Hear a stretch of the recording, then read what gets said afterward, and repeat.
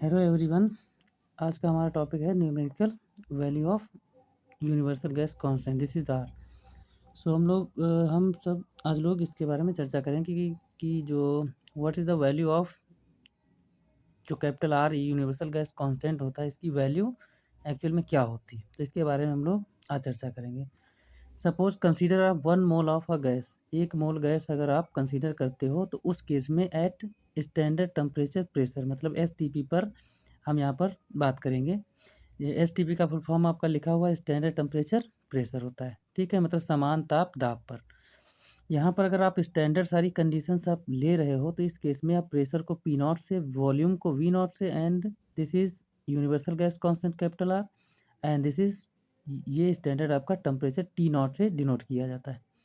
यहाँ पर अगर आप R की वैल्यू निकालोगे तो T0 को क्या कर देना है, P0 V0 से, P0 V0 के नीचे ले जाना है, मतलब डिवाइड में। तो ये हो जाएगा आपका R की वैल्यू। R की वैल्यू कितनी हो जाएगी, P0 V0 अपॉन में T0। सो इसके बाद हमको स्टैंडर्ड टेम्परेचर प्रेशर पर सारी वैल्यूज रख देना है यहाँ पर, मतलब P0 की रखना है, V0 की रखना है और T0 की रखना है। फिर आपको R की वैल्यू निकाल लेना है। तो सपोज़ यहाँ पर P0 की वैल्यू कैसे हम लोग फाइंड करेंगे। P0 इसको हम लोग जो है एटमॉस्फेरिक प्रेशर भी कह सकते हैं, और ये बराबर किसके होता है, ρg(h) के बराबर होता है। ध्यान देना, ये P0 की वैल्यू फाइंड करने का तरीका है। मतलब यहाँ पर जो रो लिया गया है वो एक्चुअल में डेंसिटी ऑफ अ मरकरी है। जी क्या है आपकी, ये जो है ग्रेविटेशनल एक्सेलरेशन है। और यहाँ पर H क्या है, 0.76, ये हाइट है। ये ध्यान देना, ये एक्सपेरिमेंटली निकाला जाता है, ठीक है। तो ये आपका P0, इससे वैल्यू आपकी टोटल मिल जाएगी। V0 हमेशा स्टैंडर्ड टेम्परेचर प्रेशर पर 1 मोल आइडियल गैस अगर आप कंसीडर कर रहे हो तो उसमें जो वॉल्यूम उसका होता है वो कितना, 22.4 लीटर होता है, ठीक है। अगर इस लीटर को हम मीटर में चेंज करना चाहें तो V0 equal to 22.4 into 10⁻³ metre cube हो जाता है। T0 टेम्परेचर जो आप स्टैंडर्ड कंडीशंस पर ले रहे हो वो कितना है, 273.15 केल्विन में लेते हैं। सो ये सारी वैल्यूज़ आपको क्या करना है इसमें पुट कर देना है। नाउ R इक्वल टू, अब यहाँ पर ये फार्मूला जो आपने लिखा था P0 V0 T0, सारी वैल्यूज़ यहाँ पर हमने पुट की। फिर यहाँ पर कैलकुलेशन आपको अपने आप करना है।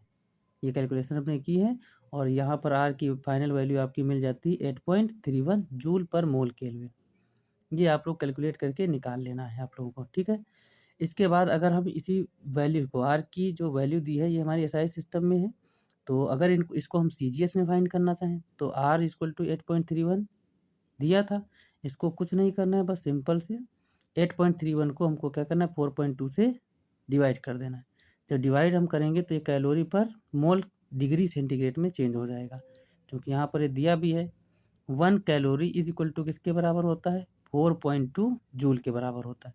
तो यहाँ से अगर 1 जूल की वैल्यू निकालना चाहें तो ये 4.2 क्या हो जाएगा, नीचे आ जाएगा, यानी 1/4.2। बस इसी से क्या किए यहाँ पर 1/4.2 समझ लो, यहाँ पर 8.31 से मल्टीप्लाई कर दिया गया, तो ये डिवाइड में आ जाएगा। डिवाइड कर देंगे तो इसकी R की final value in CGS system कितनी आ जाएगी, 1.98 कैलोरी पर मोल degree centigrade.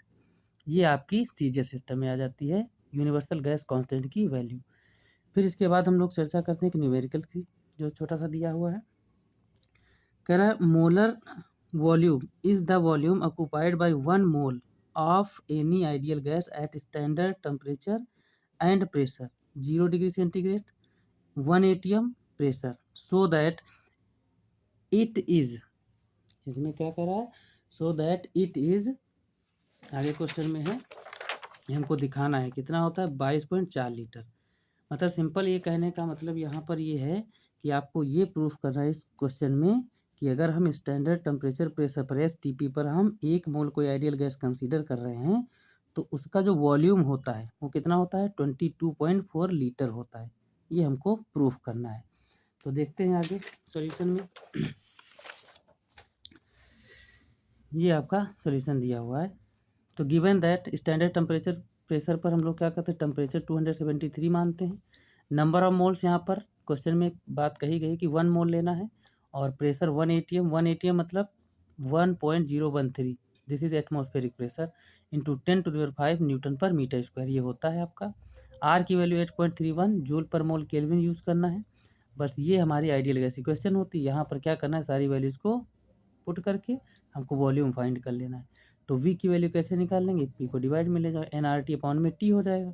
Number of moles रख दो, आर की वैल्यू पुट कर देना है और यहाँ पर टी की वैल्यू 273 रखेंगे और पी की वैल्यू जो एटमॉस्फेरिक प्रेशर होता है पूरा रख दिए।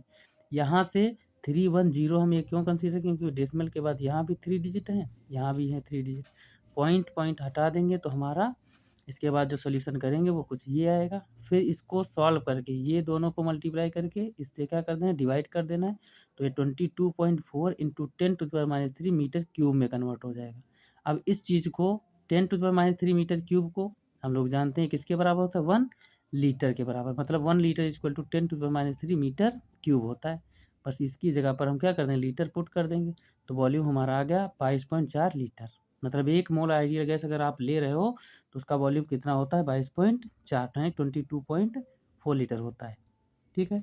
इसके बाद अगला न्यूमेरिकल हमारा आता है, an oxygen cylinder of volume 30 litre has initial gauge pressure of 15 atm and a temperature of 27 degree centigrade. After some oxygen is withdrawn from the cylinder, the gauge pressure drops to 11 atm and its temperature drops to 17 degree centigrade. Estimate the mass of oxygen taken out of the cylinder. R की value दे रखी है, molecular, यहाँ पर molecular हो जाएगा, molecular weight of oxygen कितना है, 32 है। मतलब इस क्वेश्चन में ये कहा जा रहा है कि एक ऑक्सीजन सिलेंडर है जिसका वॉल्यूम 30 लीटर दिया है। ठीक है। अब उसमें कह रहा है जो गॉज प्रेशर है इनिशियली वो कितना है, 15 atm है। और गॉज प्रेशर आप जानते हैं जो एटमॉस्फेरिक प्रेशर से एक्स्ट्रा होता है उसको हम लोग गॉज प्रेशर बोलते हैं। सपोज दैट हमने कहा एक मान लेते हैं एक सिलेंडर में, एक रूम में समझ लो, एक रूम है, एक रूम कोई लिए है, रूम में सपोज दैट यहाँ पर गैस फिल्ड है। अब गैस में अगर आप इनिशियली देखो तो भाई कोई भी अगर इसके अंदर गैस फिल्ड है, सिंपल सी बात, रूम के अंदर, तो रूम में इस गैस का कुछ ना कुछ प्रेशर होता है।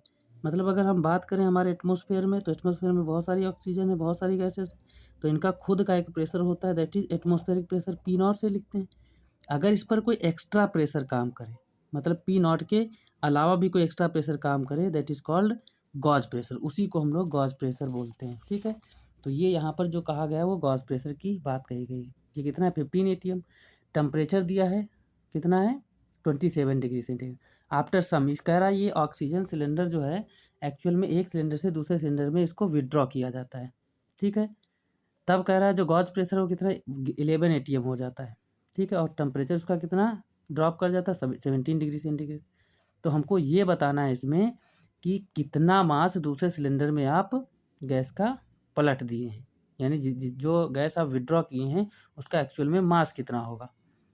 ठीक है। तो उसका मास निकालने के लिए सबसे पहले कंडीशंस हम लेंगे। देखो सिलेंडर का जो वॉल्यूम लिए हैं वो चेंज नहीं होगा। दोनों केसेस में हमको V1 बराबर जैसे 30 लीटर लिए हैं, तो जब V2 का केस करेंगे तो उसमें भी वॉल्यूम हमको यही लेना है। ठीक है।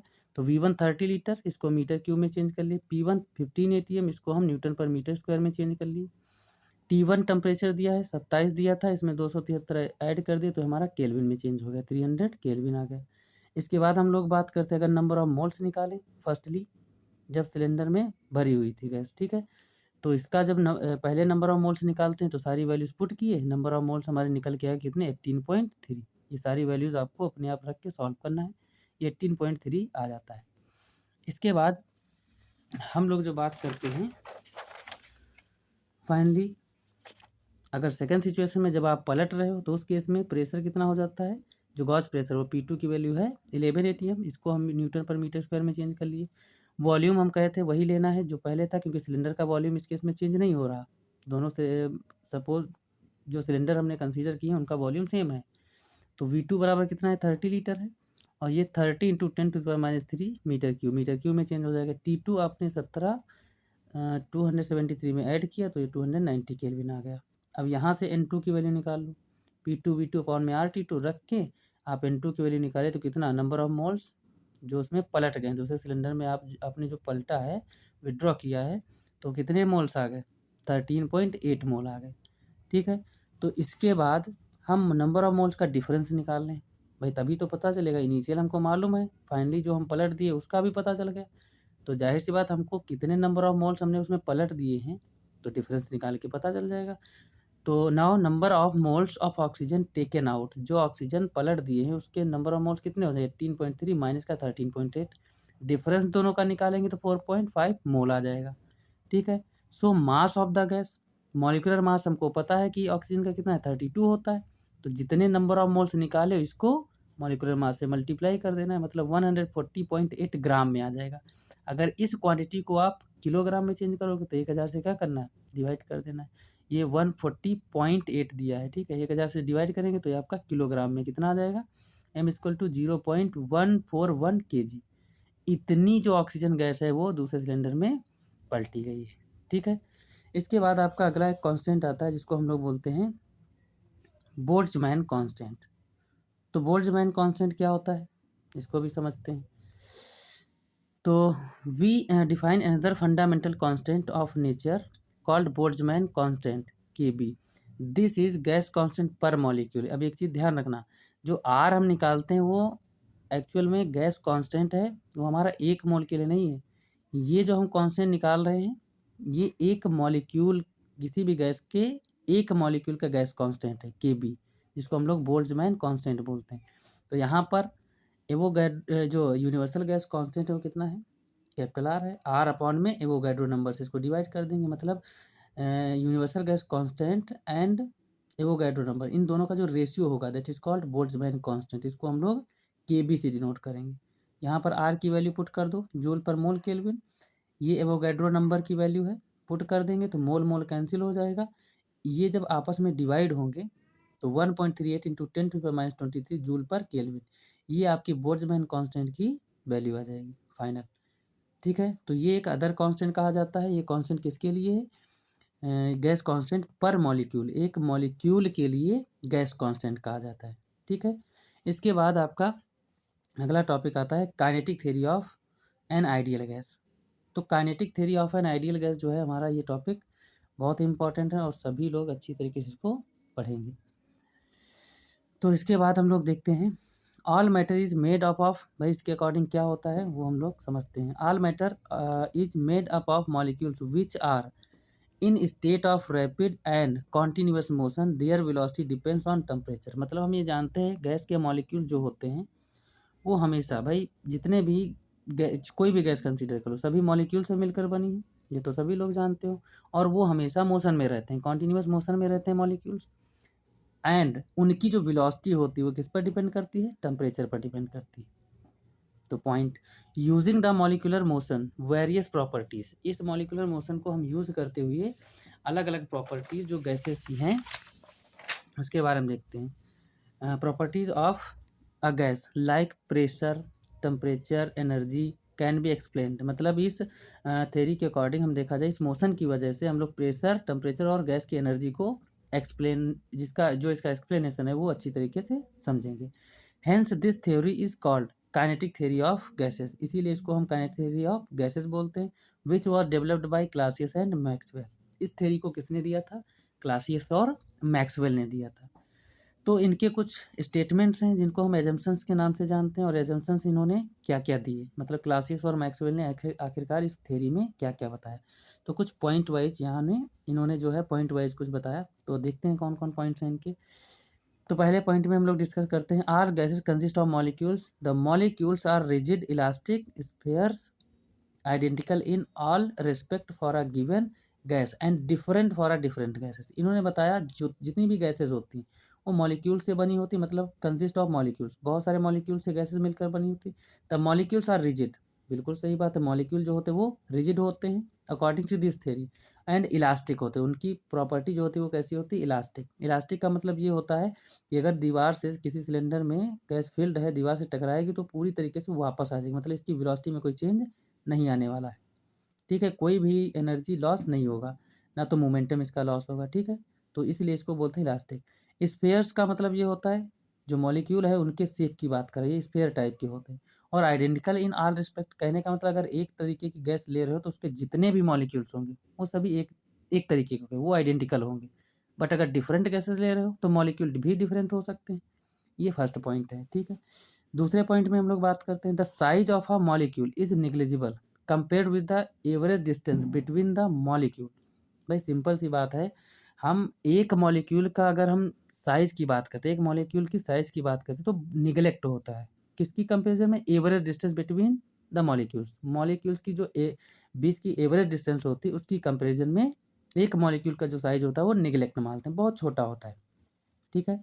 तीसरा पॉइंट है, the molecules are in a state of continuous random motion. तो मॉलिक्यूल जो होते हैं गैस के वो हमेशा कॉन्टिन्यूस रैंडम मोशन, मतलब जिग जैग इधर उधर अपने आप फ्रीली घुमा करते हैं, वो रैंडम मोशन में रहते हैं, ठीक है। अगला पॉइंट है, during the random motion the molecules collide with the one another and with the walls of the vessel. भाई ये तो है, जब मॉलिक्यूल मोशन कर रहे होते हैं तो एक दूसरे से तो कोलिजन करते ही हैं, बट जिस कंटेनर में होते हैं उसकी दीवार से भी कोलाइड होते हैं, ठीक है। इसके बाद मतलब कोलिजन करते हैं, the collisions are perfectly elastic and there is no forces of attraction और repulsion between the molecules, thus all internal energy of the gas is kinetic. मतलब कहने का ये हुआ है कि जो कोलिजन होता है गैसियस मॉलिक्यूल्स का वो परफेक्टली इलास्टिक होता है, मतलब इसमें कोई भी एनर्जी का लॉस नहीं होता है। और फोर्सेज ऑफ अट्रैक्शन जो होता है बिटवीन द मॉलिक्यूल्स ये नहीं होता है, दिखा है, नो फोर्सेज ऑफ अट्रैक्शन और रिपल्सन ये होता ही नहीं, इसलिए जो गैस की टोटल काइनेटिक एनर्जी होती है वही इसकी टोटल इंटरनल एनर्जी होती है, ठीक है। फिर लिखा है अगला point, between two collisions a molecule moves in a straight path with a uniform velocity. मतलब इन्होंने ये बताया कि अगर दो मॉलिक्यूल हैं वो आपस में कोलाइड करते हैं, कोलाइड करने के बाद जा रहे हैं, या फिर ये कहें कोलाइड करने की अवस्था में हो, तो उनके बीच की जो एक्चुअल डिस्टेंस, मतलब मॉलिक्यूल जो आ रहे होते हैं टकराने के लिए, तो वो हमेशा एक स्ट्रेट पाथ पर चलते हैं, ठीक है। चाहे कोलिजन करने के बाद की बात करें चाहे पहले की, मॉलिक्यूल जो होते हैं वो हमेशा एक स्ट्रेट पाथ पर चलते हैं। अगला पॉइंट जो कि लास्ट है, the collisions are almost quickly and in spite of the molecular collisions the density remains uniform throughout the gas. मतलब ये जो कोलिजन्स मॉलिक्यूल्स के होते हैं वो अचानक में होते हैं और हर समय इनको कोई कोई बाध्य नहीं करता है, ये अपने आप होते रहते हैं, ठीक है। और इस केस में हम अगर मॉलिक्यूल्स की डेंसिटी की बात करें तो हर जगह पूरे जिस कंटेनर में गैस को लोगे उस कंटेनर में मॉलिक्यूल्स की जो डेंसिटी रहती है वो रिमेन्स यूनिफॉर्म, वो हमेशा यूनिफॉर्म रहती थ्रू आउट द गैस। किसी भी कंटेनर में आप गैस कंसीडर करो, मतलब कहने का ये हुआ जो मॉलिक्यूल्स गैस के होते हैं वो भाई ये तो है नहीं कि सपोज दैट एक कमरे की हम बात करें, कमरे में गैस होती तो कोई ऐसा तो प्रावधान है नहीं कि भाई कोने में कमरे के बहुत सारे मॉलिक्यूल होंगे, बीच में नहीं होंगे, दूसरे कोने पर बहुत सारे होंगे, ऐसा नहीं हो सकता ना। जब गैस किसी कंटेनर या किसी कहीं पर भी होती तो अगर रूम की ही बात करें तो रूम में हर जगह जो गैस के पार्टिकल्स होंगे, गैस के मॉलिक्यूल्स होंगे, वो इक्वली डिस्ट्रीब्यूटेड होंगे, मतलब यूनिफॉर्मली पूरे रूम में डिस्ट्रीब्यूटेड होंगे। ऐसे ही किसी कंटेनर में अगर ले रहे हो तो उस कंटेनर में पूरे कंटेनर में यूनिफॉर्मली डिस्ट्रीब्यूटेड होंगे। हमारा कहने का मतलब ये है, तो डेंसिटी जो होती है वो यूनिफॉर्म रहती है, मॉलिक्यूल्स की डेंसिटी जब वो जो है कोलिजन कर रहे होते हैं, मतलब हर जगह देखा जाए तो मॉलिक्यूल्स इक्वली रहते हैं, ठीक है। तो इसके बाद हम लोग बात करते हैं pressure exerted by a gas, ये आप लोगों को जो है कल के जो है लेक्चर में बताएंगे। Thank you class, have a nice day.